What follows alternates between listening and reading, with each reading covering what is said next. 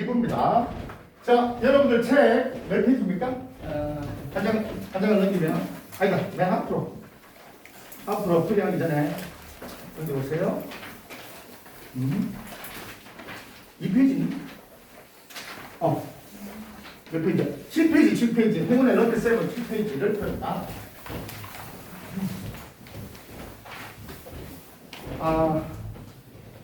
잠깐 풀 수 있나? 자, 거기 맨 처음에 그게 뭐라고 나왔냐면 국어 문제의 기본이라고 나왔죠. 국어 문제의 기본이니까 거기다가 씁니다. 그림을 그리세요. 자, 요렇게 네모를 하나 하고요. 국어 문제의 기본 네모하고 여기도 네모를 합니다. 그다음에 여기에 요 네모 안에 또 다른 네모를 이렇게 그리세요. 네모 3개가 나옵니다. 얘가 지문입니다. 얘가 보기입니다. 얘가 답지. 지문과 보기와 답지. 국어 문제는 전부 다 이렇게 구성이 되어 있어요. 자, 그림을 그리세요.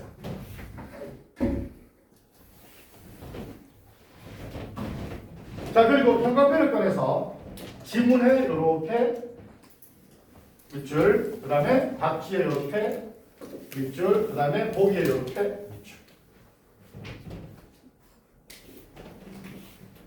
다음 빨간색 볼펜을 꺼내서 지문에 있는 걸 이렇게 답지에, 보기에 있는 걸 이렇게 답지에. 요 그림이 머릿속에 있어야 됩니다. 어떤 지문이든지 간에 어느 부분에 뭐가 있는지를 머릿속에 정리해야 돼요. 자, 귀에 못이 박히도록 들었겠지만 또 들어야 돼요. 밥이 맛있다고 나옵니다. 여기는 뭐가 맛있다고 나온다고? 식사가 맛있다 또는 저녁이 맛있다 뭐 이렇게 나와야 됩니다. 외식이 맛있다. 비슷한 의미라 해요. 그 다음에 여기에 문화의 변화가 나왔어요. 나왔죠. 변혁이 나옵니다. 변동 나옵니다. 문화의 변화, 문화의 변동 이런 것들이 밥이 맛있다, 식사가 맛있다. 답. 문화의 변화, 보기에 문화의 변화 나왔어요. 문화의 변동, 답. 이렇게 해서 머릿속에 지문과 답지 혹은 보기와 답지 또는 지문, 보기와 답지 요 구도가 그대로 나와 있어야 돼요. 요게 1대1 대응의 문제풀이 기본이 되는 겁니다. 알겠죠? 자, 두 번째, 여기 두 번째 여기 있죠? 여기 두 번째 뭐라고 썼냐면 객관적, 합리적, 시각적이라고 되어 있죠? 자, 거기다가 씁니다. 두 번째 객관적, 합리적, 시각적. 모든 문제의 답을 이렇게 봐야 돼요. 수능은 올해 38만 명 정도 재학생이 봤거든. 재수생 포함하면 40만 명이 넘는데 38만 명 정도가 다. 자, 선생님, 재수학만 나갔다 오세요. 자, 졸리면 바로 나갔다 와야 돼. 자, 쌤 봐봐. 38명, 40만 명 정도가 이걸 답이라고 인정할 만한 충분한 명분이 있어야 될 거잖아. 예를 들어서 내가 유튜브에서 A라는 걸 봤다. 근데 수능을 봤더니 답이 B래. 그러면 충분히 이의를 제기할 수 있죠. A 아닙니까? 나는 A라고 생각하는데 유튜브 보니까 또는 어디 뉴스에서 프로그램에서 다큐멘터리에 이거 A라고 하던데요. 그러면 출제자가 설명을 충분히 합니다. 수능이 끝나고 나면 약 7일 동안 이의 제기 기간이 있거든. 답에 대해서. 그래서 거기에 보면 귀하의 중요한 고견 감사합니다. 귀하께서 의견을 내주신 몇 번에 몇 번 문제는 A라고 하신 바 몇 번째 문단 몇 번째 줄에 뭐라고 나와 있습니다. 이 말은 답지 4번에 있는 뭐와 유사한 관계로 인정되므로 귀하의 의견은 정답으로 인정되지 않습니다. 이렇게 딱 나와요. 다시 말하면 출제하는 사람이 정확한 답의 근거를 이 제기 기간에 거서 알려줘요. 선생님이 십몇 년 전에 그거 보고 힌트 얻어가지고 이걸 만든 거예요. 이렇게 하자고. 왜냐면 출제하는 사람들이 그걸 자기의 평가 기준을 밝힌 거야. 지문에서 찾아라. 지문이 없는데 어떻게 하든 찾을 수 있죠. 근데 요즘은 또 트렌드가 뭐냐면 2, 3년 전부터 지문에 없기는 없어. 근데 추론에서 찾아라도 나와요. 왜? 추론도 보이지 않는 근거거든. 무슨 말인지 이해되니? 예를 들어서 봐봐. A는 B가 아닌 C이다. 이렇게 나오라고 하자. A는 C라는 정보를 줘요. 예를 들어서 A는 비판적이다라고 해요. A는 그 사건에 대해서 비판적이라는 말. 요거는 없어요. 얘는 없고 A는 비판적이다라는 말만 지문에 있다고 하자. 근데 답지에 A는 B를 선호하지 않는다. 자, 나와요. 지금 나와 있지 않지만 봐라. A는 B가 아닌 C이라는 거 있을 때 A는 B를 선호하지 않는 거 비판적이니까 얘는 비판적이 아닌 다른 말들이 들어가죠. 이건 지문에 없어요. 비판의 반대말이 뭐니? 비판하는 건 막 하는 거고 비판의 반대는 감사하는 거잖아. 우호적이다. 상대방에 대해서 비판적이다. 상대방에서 우호적이다. 그래서 이 우호적이라는 말이 답지에 딱 들어가요. A는 구체적이 아니라 추상적이다. 근데 추상적만 나오고 구체적은 안 나와? 그럼 추상적인 반대말이 뭔지를 알아야 풀 수 있는 문제. 이런 추론 문제가 많이 나와요. 알겠니? 그래서 국어가 가면 갈수록 어려워지고 있고 좀 더 논리적 사고가 더 중요해지는 시대가 왔죠. 그러니까 뭘 알고 있어야 돼? 비판적인 반대말이 우호적이고 추상적인 반대말이 구체적이고 대립적인 반대말이 대응적이고 대응하고 대립은 반대예요.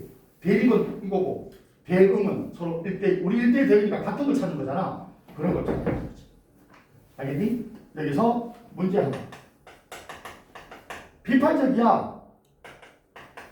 대단히 비난하고 있어. 비판하고 있어. 비난하고 있어. 무슨 차이가 있죠? 10점. 비판과 비난의 차이 있죠. 그 비판은 예의를 지키는 거고 비난은 비판 예의 지킴이도 토치도 있고 정장 입고 슈트 차리고 자 비판하겠습니다. 얘는 뭐 아무거나 입고 예의 차리는 거 얘는 예의 안 차리는 거 공통점부터 먼저 얘기할게요. 얘는 얘와 같은 공통점이 있어요. 뭘까? 그죠. 부당함을 지적하는 거예요. 이게 잘못됐다고 부당한 걸 지적하는 게 비판과 비난의 공통점이에요. 비판도 부당한 걸 지적하는 거고 야 이거 잘못됐잖아.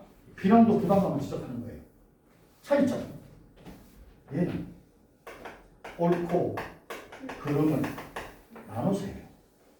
얘는 옳고 그름을 나누지 않고 통틀어 싸잡아 비난하고 부당함을 지적하는 게 비난이야. 그래서 비판은 얘들아 지금 이렇게 비판적이라는 말 나왔지만 비판은 상당히 건설적이에요. 다시 말할게. 참과 거짓을 나눈다면 참은 비판 안 해요. 참은 부당하지 않으니까. 거짓만 가지고 부당함을 시작하는 거예요. 그게 비판하는 거예요. 그래서 비판을 받으면 너희들이 세면대에서 비판할 수 있거든. 선생님 다 좋은데 바로 옆반이 교무실인데 그렇게 큰 소리로 하면 저분들한테 피해가 되지 않을까요? 라고 쌤한테 부당함을 지적할 수 있죠.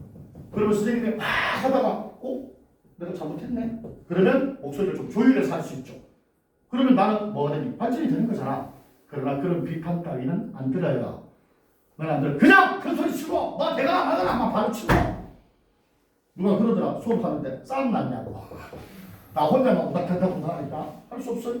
어쨌거나 비판은 참과 거짓을 나눈 후 거짓된 부분, 단점을 부당하는 거고 비난은 참 거짓 나눈 거 없어요. 싸잡아서 비난, 싸잡아서 부당한 거. 한국 남자는 다 그래. 자봐 중국 놈들 봐라. 저러니까 코로나 터뜨렸지. 중국이 13억인데 다 나쁜 사람들이니. 일본 새끼들 진짜 죽었으면 좋겠어. 그러면서 일본 제품 몇 쓰는데. 그러니까 한 단체를 한 집단을 싸잡아서 비난하는 건 지양돼야 되고 그 사람의 발전을 위해서 비판적 제안을 하는 것은 지향되어야 되는 거야. 방향으로 나아가야 되는 거지. 그런 어휘력들이 어디서 이런 데서 나와야 된다. 그래서 일단 우리가 공부를 하면서 가장 객관적이었다. 우리가 국어에서 가장 중요한 건 객관적인 겁니다. 자, 객관적인 반대말이 뭐지? 재현? 객관적인 반대말이 뭐야? 주관적. 주관적은 자기 생각을 우선시하는 거죠. 그래서 국어 문제에 안 나오는 문제가 뭐냐? 다음 중 가장 아름다운 여인은. 답이 우리 여기는 지금 엄청나게 많아요. 다 아름답죠? 아름다워야 해요. 이런 문제는 안 나오잖아. 근데 이런 문제는 나오죠. 다음 중 가장 체중이 많이 나가는 사람은. 나오죠? 압도적이죠? 객관적 수치로 확인할 수 있는 거잖아. 그래서 얘들아, 국어는 느낌마저도 데이터가 와야 되고 자기의 감마저도 숫자가 와야 돼요. 아까도 보세요. 아까 이게 1, 2, 3 해가지고 1대1, 1대1 했죠. 테스트 할 때, 국어 테스트 할 때도 저거 물었던 거 질문하고 대답하고 스스로 인식하고 이런 것들도 수치가 돼서 1대 2대 3대 1, 2, 3, 1대 수치가 있잖아. 눈에 보이는 수치로 객관화시키면요 실력에 흔들림이 없어요. 공부하는데 내 감을 중시하고 내 컨디션이 중시하고 쌤 오늘 컨디션이 안 좋아서 시험을 잘 못 봤어요 라고 해요. 아니 컨디션 안 좋은 거하고 시험을 좀 본 거하고 뭔 상관이 있니? 뭐 머리가 아프다고요? 감기가 뭐서 졸리라고요? 이해는 해요. 근데 평상시와 너무 많은 차이 나는 건 그건 결국 지금까지 운에만 입각한 시험을 봤다니까요. 그럼 자기가 자기 자신을 못 믿어요. 그러니까 너희들 중학교 때 기억나? 내가 나를 못 믿으니 맨날 답 4번이라고 했다가 고치죠. 그래서 틀리잖아요. 놔두면 됩니다. 자, 주관적인 건 안 되는데 그냥 가장 객관적인 게 우리가 밑줄 치는 거고요. 다음, 합리적의 반대말이 뭐죠? 합리적의 반대말. 비합리적. 얘는 근거에 입각하지 않는 거예요. 예를 들어서 야, 너 막내지? 예. 가서 심부름 해요. 막내가 심부름 하러 뭐 이러더니 막내가 맨날 심부름 뭐 해야 돼? 내가 막내거든? 막내 보고 자꾸 심부름 시켜요. 너 너무 기분 나빠. 왜? 나는 막내지만 부잣집 막내 아들이에요. 밑에 하인 있잖아요. 노인 시키면 되지. 일로 와. 야, 너희 일로 와. 야, 가서 심부름 해요. 나를 심부름을 시키려면 막내니까 갔다 와라는 말은 비합리적이죠. 그렇죠. 비합리적이죠. 이렇게 하면 되죠. 야, 내가 10,000원 줄 테니까 가서 젤리 사와. 왜 나한테 심부름 시켜? 젤리 얼마지? 2,000원. 나머지 다 낼 거야. 갔다 올게요. 적절하죠? 왜 가야 되는지가 명확한 동기부여가 되잖아요. 그래서 합리적인 걸 찾아야지 비합리적인 시각으로 문제를 풀면 절대 안 돼요. 이렇게 푸는 애들은 일순간 한 번에 잘 나올 수 있어요. 유지가 안 돼요. 알겠죠? 그리고 빨간색 볼펜 가장 중요한 게 됩니다.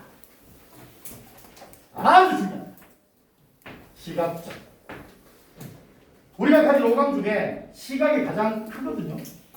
눈이 안 보이면 좀 힘들어요. 시각할 때 시각이 보이는 게 먼저 보이나요, 선생님? 나오나요? 네. 시력이 좋아야 잘 보이죠?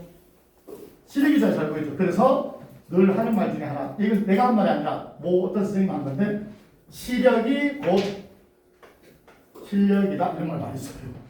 시력이 실력이다. 그러니까 잘 찾아내고 잘 보면 그게 실력이 된다는 거야.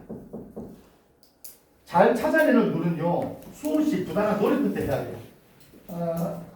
선생님이 군에 있을 때 사격 고문관이었거든. 혹시 고문관이라고 알아? 고문관? 잘 못하는 사람은 고문관이라고 해요. 내가 군대에 있을 때 쌤이 오사단 출신인데 전방이었거든. 다른 건 다 잘했는데 사격만 못해요. 왜냐고? 내 눈은 지금 마이너스 4점 몇 푼만 거예요. 안경 벗으면 너희들 얼굴도 잘 안 보여요. 흐릿해요. 근데 바닥에 떨어진 100원짜리는 보여요. 눈이 흐릿 잘 안 보여. 그러니까 눈이 나쁘니까 사격은 당연히 못하겠죠. 근데 그때 내 군에 있을 때 우리 중대장님이 복종인 새끼가 하나 있었어요. 그 사람이 사격 못하는 애들만 모아서 사격 특수단이라고 만들었어요. 그래서 우리가 3월부터 연습을 해서 5월까지 그러니까 2달 동안 중대 ATT 훈련되고 사격 측정을 해요. ATT 훈련에서 뭐 하면 ATT 훈련에서 저기 좋은 점수를 받으면 휴가 보내줘요.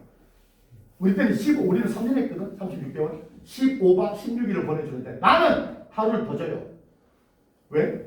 16박 17일 전. 왜? 섬이라서 섬은 배 타고 왔다 갔다 해야 되니까 혹시 배 끊기면 못 오잖아. 그래서 하루를 더 줘요. 그래서 포상휴가를 보내주는 ATT가 5월에 있었는데 3월에 사격 특수단을 만들었는데 이 중대장 이 또라이 새끼가 사격 제일 못하는 나를 포함해서 5명을 만든 거예요. 나 포함해서. 자, 미리 얘기할게요. 원래 50발 주잖아요. 그러면 선생님은 보통 한 자리 숫자 나와요. 10발도 안 돼요. 왜? 사로라고 하는데 타켓이 표적이 100에 있고 200에 있고 250m에 있거든. 100m 떨어질 때, 200m 떨어질 때, 250m 떨어질 때 있는데 탁 올라오고 탁 쏘고 이렇게 하거든요. 보여야지. 250은 안 보여요. 안경 껴도. 그래서 대충 0점 잡고 암짝 다다다 쏘다가 열받으면 중대장 어디 있어? 쏘고 싶어 이랬거든요. 아니 제일 못하는 5명을 모아놓고 그 사격 특수단이라고 해서 우리를 ATT 보낸다고 훈련을 시키는 거야. 사람들이 다 그랬어요. 저 새끼는 누구 괴롭히는 거 좋아하는 놈이라고 중대장한테 그랬거든. 우리 진짜 고생했다. 진짜 고생했다. 한 달 정도 그거 했는데 계속 나는 10발이 안 됐어요. 다른 4명도 마찬가지고. 한 달 남았잖아요. 이제 4월달 됐다? 미친 또라이 중에 이상한 사람이에요. 갔더니 표적이 많았잖아, 타켓이. 4분의 1로 잘라놨어요. 미친 사람 아니야? 아니, 50발쯤에 10발도 제대로 못 맞추는데, 이거를 250은 점이야, 점. 안 보여. 250m는 이렇게 작게 해놓으니까. 근데 중대장이 맞추래요. 진짜 걔를 맞추고 싶었어. 미친인 줄 알았어요. 사람 있잖아. 적응의 동물이더라. 한 발, 두 발 맞아요. 한 발, 두 발 맞더라. 더 골 때리는 것은 일주일 남겨놓고 새벽 2시에 잠바 자고 있는데 우리 불침버서거든. 불침은 10시, 12시, 2시간 하고 자는데 새벽 2시에 깨워요. 돌아가면서 깨워요. 깨우고 중대장이 직접 나를 끌고 가면 중대장이 잠도 안 잤죠. 다른 애 끌고 가고 나 끝나고 나면 또 다른 애 끌고 가서 그 야간 사격장이라고 있어요. 후레쉬 비춰가지고 엎드렸어 자세히 이렇게 있다가 중대장이 후레쉬를 이렇게 표정을 비춰줘요. 그리고 꺼요. 지금도 생생해요. 30년 전인데. 깜깜한 밤이야. 군대 무슨 조명에서 뭐가 있어. 산이야 산. 그걸 일주일 했어요. 2달 전에. 나는 살면서 절망이라는 걸 그때 처음 느꼈다. 진짜 나는 그때 내가 21살인가 그랬는데 너무 힘든 거야. 2달 내내 사격 스트레스가 장난 아니야. 나머지 4명도 마찬가지야. 오케이? 5월달에 됐고요. 총 8개 중대가 참석했고 우리가 화기 중대인데 8개 중대가 참석했고 우리가 7번째로 나갔거든요. 다 개인당 전부 50발씩 줘요. 개인당 다 50발씩 주고 그러니까 우리가 7번째 나갔는데 6번째 나갈 때까지가 개인당 4명이니까 4명이니까 4, 5, 20, 200발이잖아. 제일 많이 했던 데가 150발, 160발 이거야 총 합해서. 그 다음에 우리 실화야. 내가 지금도 그때 30년 전이지만 마치 어제처럼 생생해. 그 사수 들어가는 사로 있거든요. 이게 안으로 들어가는 사로. 우리는 M16이니까 M16 쳐요. 그리고 탄창 4개 주고 탄창 4개 주고 한 탄창 돼 있어요. 그래서 단체를 이렇게 풀고 한수만 나오죠. 10발 맞춘 적이 없었으니까. 그래서 사로에 M16 개월이 반대기다 대고 딱 이렇게 했는데 100m 표적이 탁 올라오잖아요. 진짜 거짓말 하나도 못 펴고 표적이요. 내가 여기 있잖아. 표적이 여기 있어. 100m 표적이 올라왔는데 여기 있는 거야. 야, M16 대머리 판도 이렇게 쏴야 되거든요. 이렇게 쏘라고 했어요. 너무 쉬운 거야. 200? 너무 잘 보여요. 250? 엄청 크게 보여요. 결론부터 얘기해 줄게요. 셈은 49발 맞췄습니다. 한 발 놓쳤어요. 그리고 우리가 총 189발인가? 200발 중에서 189발인가 이렇게 해서 우리가 그렇게 했어요. 우리 뒤에 8번째 나오는 그래도 호도 150몇 발이고 그 다른 중대는요. 사격 정말 잘하는 요원들만 있거든요. 내가 이 얘기를 왜 하냐면 유튜브 촬영도 하니까 우리 다른 듣는 아이들도 다 오늘 수업 못 듣는 다른 아이들도 다 해주고 싶은 거야. 나는 그때 21살에 인생의 큰 경험을 느꼈어요. 어려운 걸 2달 내내 버티고 이겨내니까 쉬워지는 거야. 사실 너희들 지금 푸는 문제 있죠. 대표님 이거 고등학교 3학년 문제입니다. 3화 풀었던 게 있죠. 좀 이따 하게 되는 조선 성리학자에서 지와 행에 대한 얘기 2011학년도 수능입니다. 어려운 문제를 고3짜리 거를 좀 옛날 거긴 하지만 옛날 거 쉬웠으니까 어려운 문제를 왜 자꾸 너희들한테 훈련을 시키려고 하냐면 그때 그 30년 전의 기억이 그 경험이 고스란히 녹아있는 와 그때의 감동은 내가 잊을 수가 없다. 100m 표적이 탁 일어나는데 바로 눈앞에 있는 거야. 그 옛날에 그 MBN이 가서 강철부대 했었거든요. 남자들 나와가지고 서로 이제 막 승부 겨루는 했는데 사격 나왔거든. 내가 그거 보고 비식 웃었어요. 나 요새도 얘들아 은행도 나가서 사격하면 인형 주는 게 있죠. 이만한 인형 2개랑 작은 거 하나 타왔어요. 저 사람하고 가면 사격 작살 아니에요. 지금도 그 감각이 남아있어. 2달 했던 게. 가장 주요했던 건 아마 저거였을 거예요. 표적 4분의 1로 크게 작게 하는 거. 작게 하는 걸 자꾸 4분의 1 크기로 하니까 실제 크기 보니까 이게 4배가 아니라 8배로 보이는 거예요. 사람의 학력이 적응한다 했잖아. 그 속에서 어떻게든 맞추려고 길을 쓰다가 10발도 못 맞췄지만 실제 크기가 나오니까 무려 8배나 되는 크기로 다가왔던 거죠. 나도 한 발이 어디 갔는지 모르겠어. 중대장 갔어야 되는데. 아무튼 한 발이 어디 갔는지 모르겠어. 그렇지만 49발 맞추고 뒤에 애들도 다 잘 맞췄어요. 거의 189발이면 대단한 거예요. 그때 어려운 걸 겪어놓으면 특히 어렸을 때 그래서 왜 그런 책도 있잖아. 아프니까 청춘이다라는 게 아픔을 좀 많이 겪으면 시련을 좀 겪으면 나중에 다른 일이 와도요. 그런가 보다 하고 무디게 돼요. 사랑을 많이 해보지 않고 처음 하는 사람은 너무 힘들지 아프지. 근데 이도 여러 번 뽑으면 맷집이 생기고 이게 아픔이 덜하듯 내가 시련이나 고통스러운 걸 많이 겪으면 그 뒤에 어떤 게 오잖아. 그러면 흔쾌히 그걸 벗어날 수 있는 그 파고를 넘어설 수 있는 사람이 되더라는 거지. 내가 22년째 올해 23년째 학생들 가르치면서 어려운 문제를 같이 하면서 어려운 문제를 같이 고민하면서 풀어서 나쁜 일은 거의 없었다고 봐요. 자, 중3이니까 중학교 3학년 문제 풀자. 고1 예비 고1이니까 고1 기말고사 그러니까 고1 모의고사만 풀자. 고1 모의고사 쉬운 건 됐다 쉬워요. 혼자 푸세요. 혼자 풀 수 있잖아. 혼자 풀 수 있는 거 혼자 푸세요. 풀다가 모르는 거 빠져 비문화 가다가 이거 뭔 말인지 모르겠다. 아니 경제때 그래프가 왜 이래? 수요곡선, 공급곡선은 왜 나오는 거야? 모르잖아요. 같이 합시다. 같이 어려운 걸 내가 냈으니 어려운 거에 대한 너희들과의 책임을 공동으로 지고 대신 너희들이 숙제를 해야 되겠죠. 그렇게 어려운 거를 내가 21살에 겪어보고 그 이후에 2달 내내 사격받았던 것보다 더 큰 고통은 없더라. 힘들 때마다 나 입 뽑았거든. 입 뽑을 때 가만히 있어봐. 사격 별로 안 아프네 이렇게 되는 거예요. 이해되니? 그러니까 나중에 여러분들이 눈으로 이렇게 보고 눈으로 내가 내 스스로가 확인하고 좀 더 내 스스로가 내 눈앞에 보이는 것을 믿고 따르고 했으면 좋겠다는 거죠. 그 중대장님 그때는 욕하고 원망스럽고 싸주고 싶었지만 지금 내 가장 큰 은인으로 또 기억돼요. 그 중에 한 사람이에요. 그 사람은 생각해봤잖아. 우리는 장면도 잡죠. 그 4명 5명 끄집어 다니면서 그 사람 참 한숨도 안 잔 거죠. 아마 그 큰 깨달음을 주기 위해서 21살에 우리 그 사람이 한 40 정도 됐었을 텐데 그 중대장이 사격 제일 못하는 애들을 모았던 이유가 그거예요. 사격을 제일 못하는 게 너희 제일 단점이니 이거를 극복하면 그 컨퍼런스를 극복하면 세상 못할 게 뭐가 있냐는 걸 우리한테 알려주려고 하신 거예요. 중대장님은 사실 별로 그렇게 기대는 안 했대요. 근데 그렇게 고통스럽게 훈련을 치는 과정에서 너희가 그걸 사격에 대한 트라우마나 이런 걸 좀 겪은 걸 좀 풀어냈으면 좋겠다라는 생각에서 중대장님 그런 얘기를 나중에 하시더라. 지금도 생각하면 나는 그런 올바른 어른이었다라는 생각이 돼서 반성할 때도 많이 있고 어른들이 하는 행동 하나하나가 너희들이 알지 못하는 깊이 있는 성찰 속에서 나온 행동일 때가 있어요. 물론 안 좋은 어른들도 많아요. 근데 진짜 너희들을 아끼고 또 잘 보살피는 그런 어른이라면 지금 당장 혼을 내도 엄마 아빠가 삼촌이 주변 사람들이 혼을 내도 그게 잔소리고 혼이기는 하지만 나 달달하고 하는 거니까 내가 모르는 세계를 겪었던 사람들이니까 귀를 열고 들어는 줘야죠. 너희 엄마 아빠가 하는 말 중에 내가 나중에 잘 못 들어가고 하는 말은 사실 없잖아. 내가 하기 싫어서 그런 거지. 중대장님은 그랬어요. 엄청나게 힘든 고통을 주고 그 고통을 겪어내는 순간 더 이상 이상호라는 사람에게 사격 트라우마는 없어요. 그거를 기억했으면 좋겠어요. 그래서 잘 찾아보고 잘 실력을 키워야 된다. 다 됩니다. 여기 두 번째고 세 번째 볼게요. 세 번째는 여기입니다. 자, 조금 한 5분, 10분 좀 쉴게요. 여기만 세 번째. 자, 그 세 번째는 거기 1대1 대응이라고 되어 있죠. 그때 꼭 기억합니다. 1, 단어.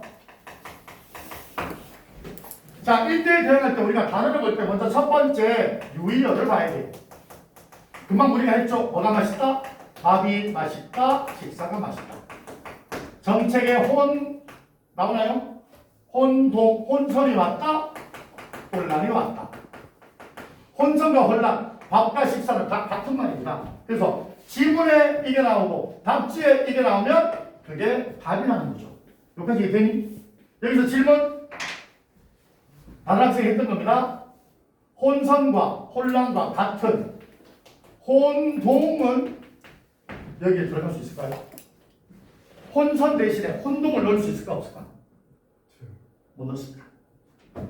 얘는요 갈피를 못 잡는 거예요.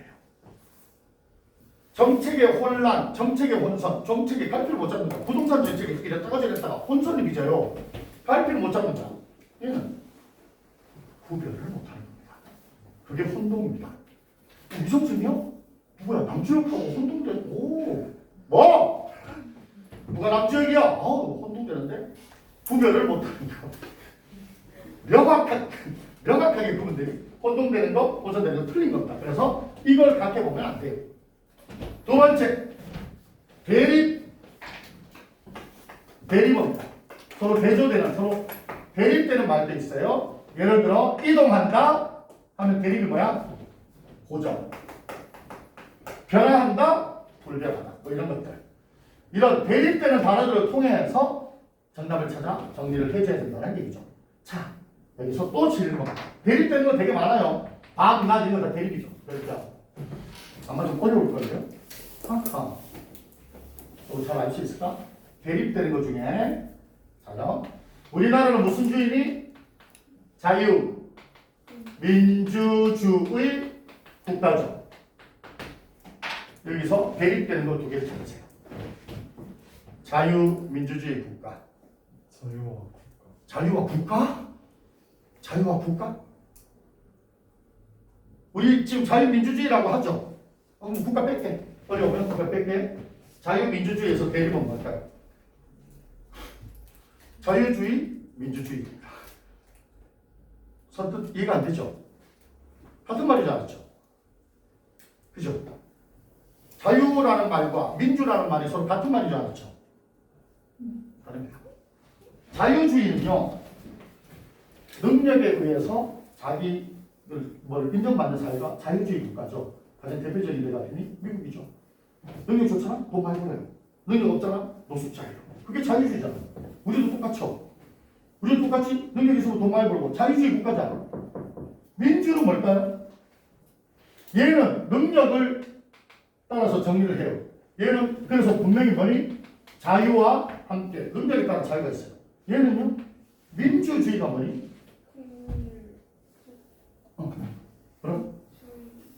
주의? 가장 대표적인 우리 민주주의의 꽃은 뭐라고 하죠? 선거라고 하죠. 들어봤죠? 민주주의의 꽃은 선거입니다. 들어봤죠? 민주주의는 선거입니다. 얘는 공평함이 그 가치예요.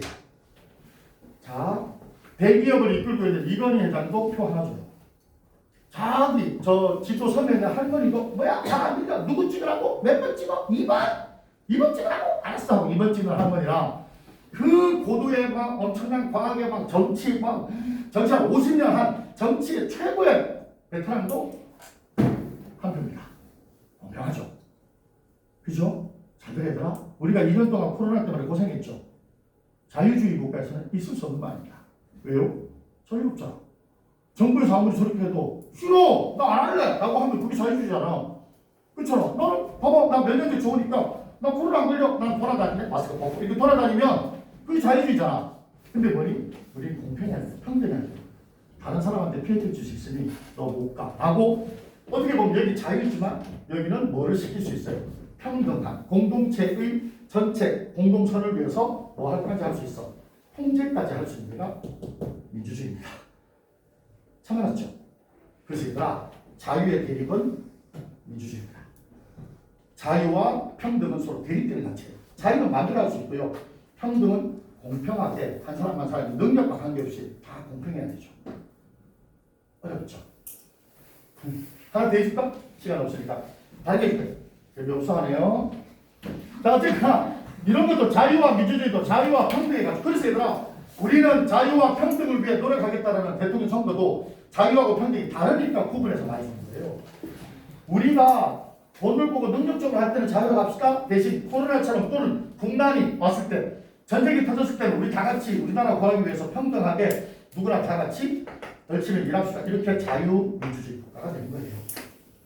이제 앞으로 여러분들이 자유민주주의에 대한 이야기를 딱 들으면 자유와 평등의 사상을 기초로 내걸었고, 얘는 능력 위주로, 얘는 공평하게.